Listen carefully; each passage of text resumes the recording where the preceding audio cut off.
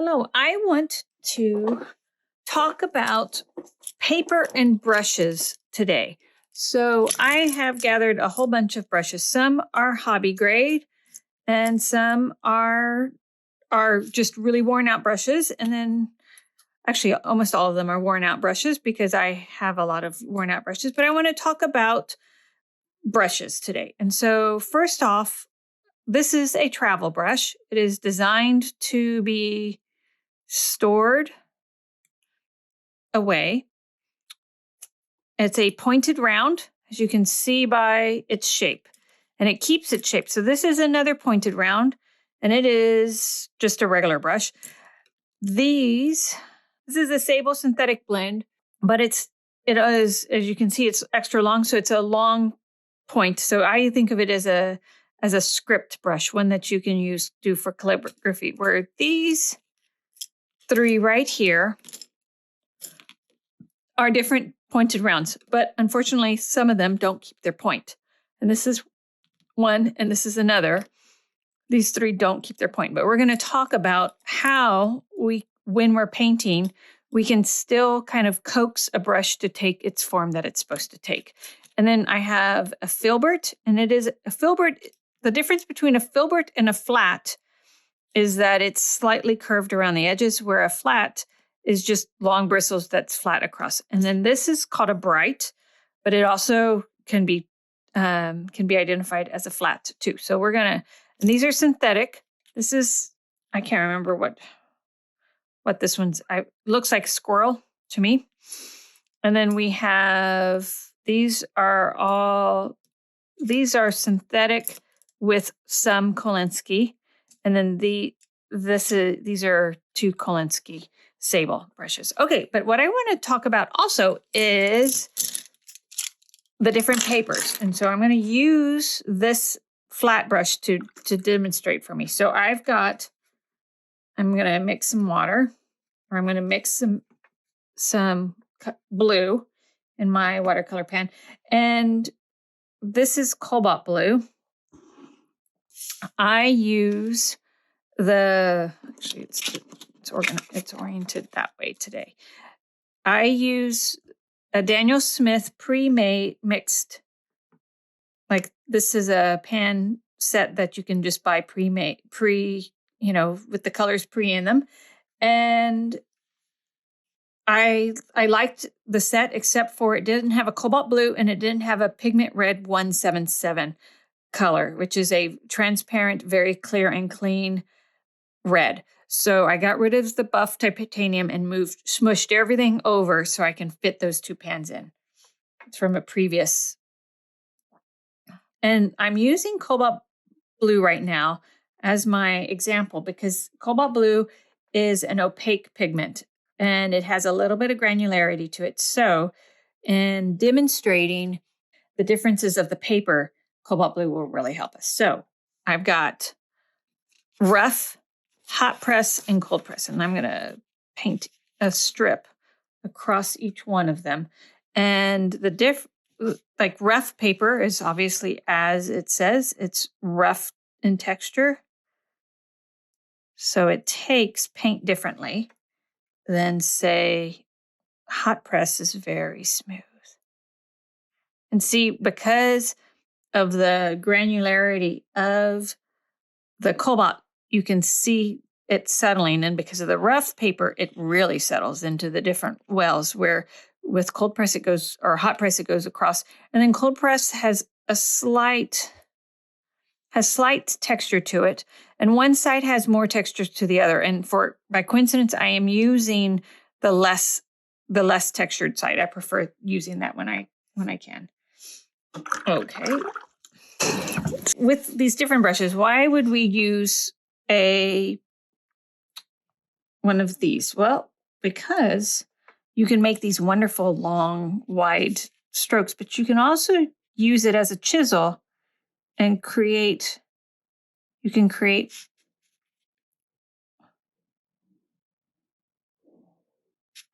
thinner brush lines like that if you want to. And that's very helpful. With pointed rounds, you can accomplish a similar quality of a line if you just use the tip. Now, another thing I want to point out is that when you're loading up your brush with pigment and then mixing it, you want to make sure that you're always reinforcing that point. You don't want to be mixing like this because, and then well, actually, this is a pretty good brush because it goes back to point, but see how it's still not a very nice point? You want your point to be a nice point. And then like you can create almost with a pointed round. But you can also create different shapes as well. Let me get, okay. And again, I didn't shape it, and so it had lost its point, but then I reshaped it in the paint pan. So that way I can have, oops, that didn't keep it. There we go. You have to use a soft touch. And then I can make, and then like, if you notice there's just a little bit of fishtailing. So for the next brush stroke, so that way when it fishtails so much, I twisted my brush to maximize it. There. Now with a brush that is a little bit worn out, I've got this brush right here, and this is also supposed to be a pointed round, but its point has lost. But as it gets wet, and it doesn't have as tight of a point. It is a worn out brush, so it has lost some of its point, but I can kind of get it to reshape. There's also a piece of fuzz coming off. There we go. I can kind of get it to reshape a bit, but it's not going to be as pointed as, but it does create some really, okay, it's lost its point. I reload it so that way and reshape it while I'm in the process of reloading it. And that guarantees that it will function a little bit better. There we go. Do that again because, and I'm right now using Pigment Red 177, which is like a substitute for alizarin crimson, which is Pigment Red 183. And I love this color. One of the reasons why I use this color and I added this to my palette is because this is the permanent alizarin crimson that Daniel Smith provides. And it's a nice, oh, see, it's already lost its corner. It's lost its edge. I went fresh, so I needed to reshape it because just by dipping it into this, see, it lost its shape. But if I twirl it on the palette, it gains its shape. And then this is it's just a little bit, it's got a little bit more opacity to it. And it's also lost some of its saturation. So that's one of the reasons why I've added Pigment Red 177 to this paint setup. Okay, so now let's look at the different, I have a flat, and this is a hobby grade flat. So the synthetics and hobby grade flats, you can use them, but be wary that they don't hold pigment as much and they dry out pretty. It's like even if you load them as much as you can with paint, they just inherently don't hold as much paint. Now, with a hot press, your paint goes a lot further. With rough, not so much. And then cold press is the middle between. I should actually shape them differently. But the reality is I've placed these papers from top to bottom in the order of what I like using best. I love using cold press. That's the number one paper that I use the most. Hot press is my second choice, and rough press is my third choice. I actually have a ton of a rough press paper because I when I was buying a bunch of paper once, I accidentally bought, this is a filbert. It's got a different shape brush. It goes down like a flat, but it starts off with a curve.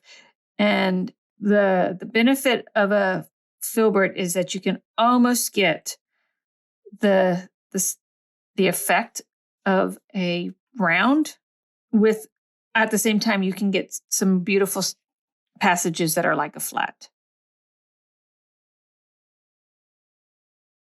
Okay, so now I want to, those are the main things, but I want to so this brush has the power of losing its shape very easily. It's a pointed round, but it loses its shape pretty easily. So let's play with an idea. So what I want to do is,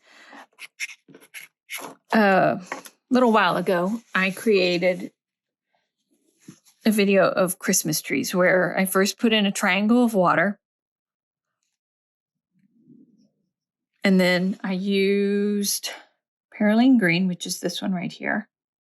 And I'm going to mix it with, this has got a mixture with Hansa yellow in it too, but and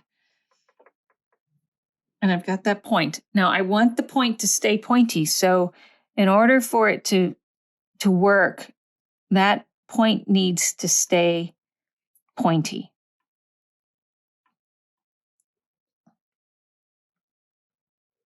And if I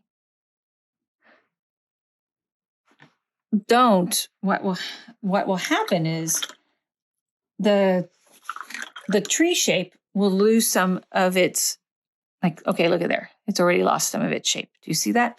And then, so when there's my triangle 4, and it's lost its shape. So I need to reload. I need to make sure that I am doing my darndest to keep that shape.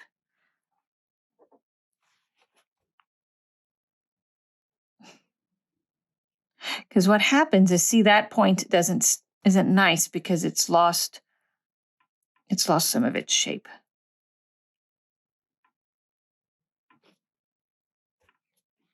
Try it. We're going to do the same side. So while I'm painting, I'm always paying attention if I'm losing my shape of my brush. And it's just, you want and for example, if you find yourself like working on your brush and you are constantly flattening a pointed round to be more like a flat, then that is a sign that maybe you should go out and get a couple of flats and experiment with painting with that flat, because that will help you get better at presenting what it is that you like so much too about your watercolors. Let's see. I did not put down water, so this is purely done using the shape of a flat.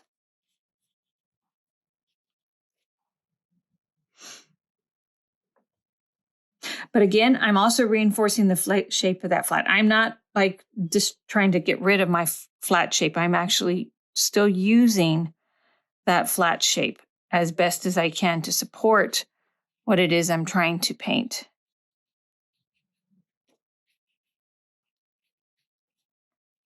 There we go. Here's we'll do this one on the rough. Now the rough paper requires a brush that stays loaded, I think, more.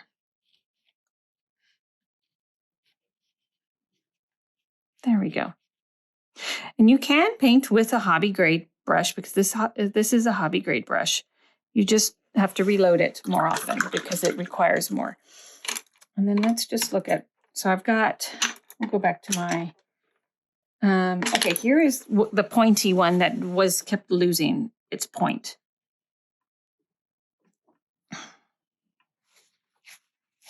And what I'm going to do is this one paints almost like a flat. It's just got a little bit more roundness to it.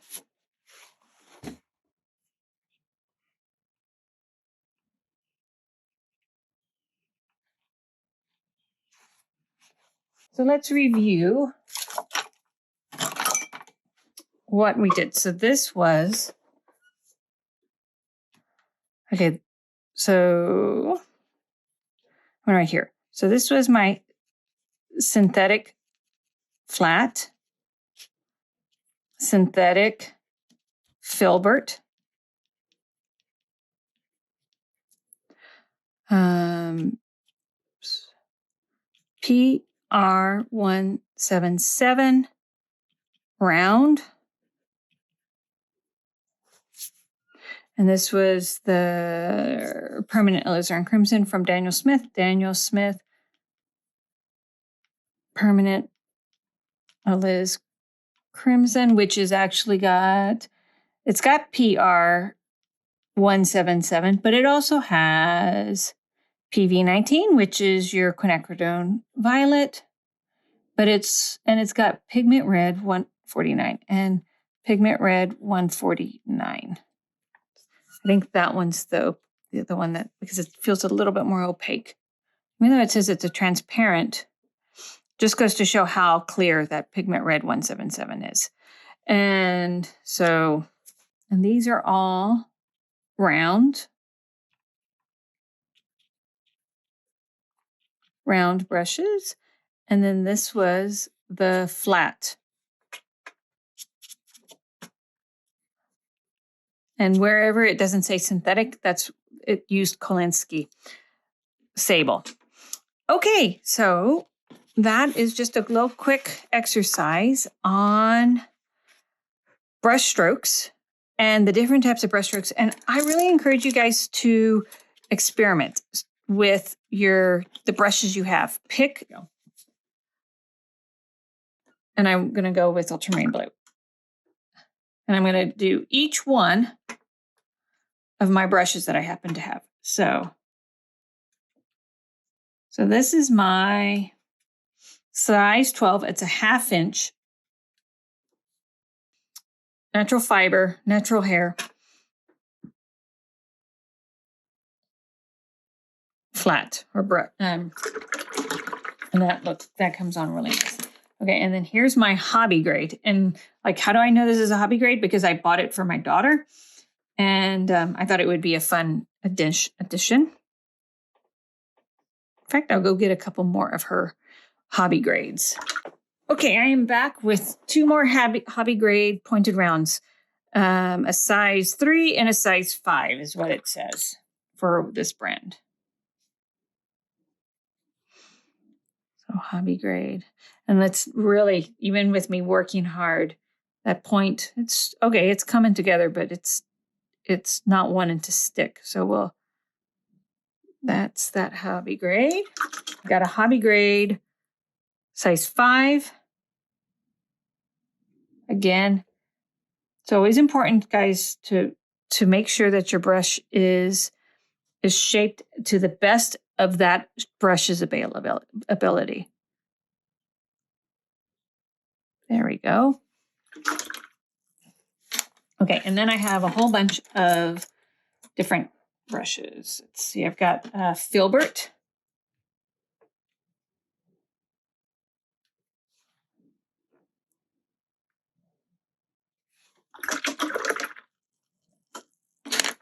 And then I have a whole bunch of rounds. I'll start with the script brush, which means that you can make calligraphy with this. It's really long and pointy. This is a size 2. It's an Escoda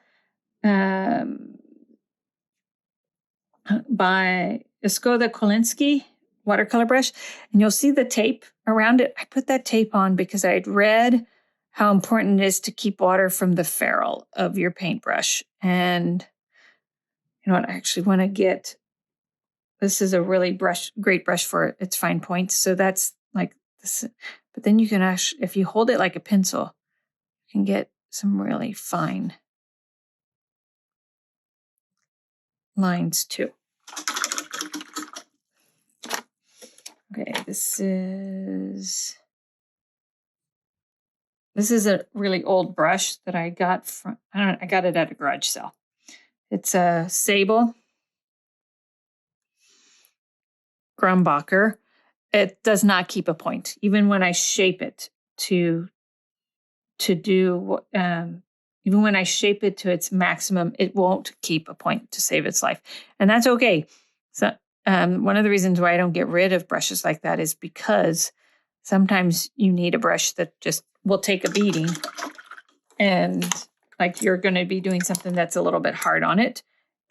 That's when you pull out your worn out brushes. And then this is a Pro Arte Connoisseur size 6.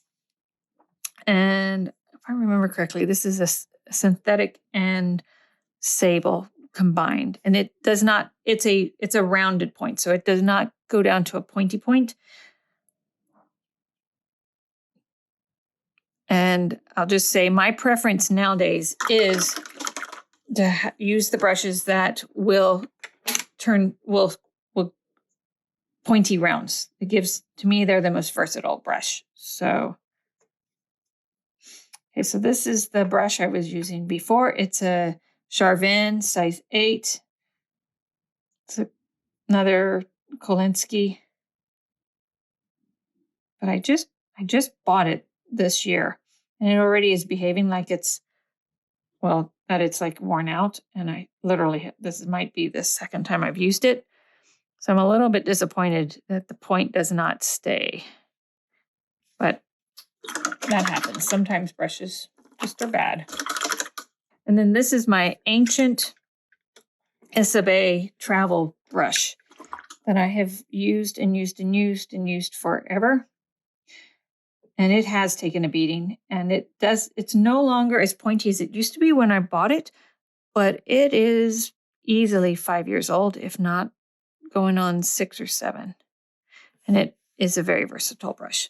So there are a whole bunch of brush varieties. So I'm going to stack them in order. Oops.